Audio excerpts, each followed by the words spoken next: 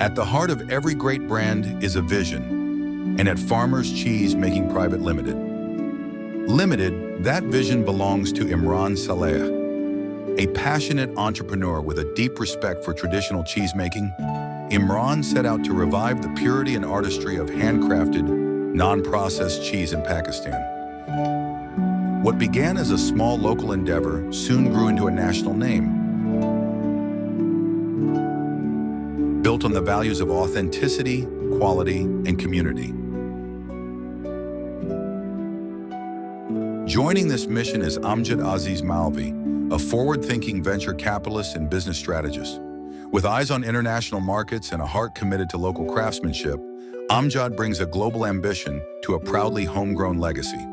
Together, they're not just making cheese, they're preserving a tradition, uplifting farmers, and offering health-conscious consumers a better, purer choice.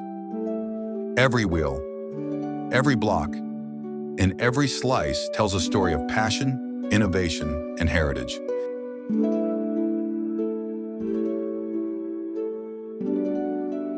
This is Farmers Cheese Making, where purity meets tradition and tradition shapes the future.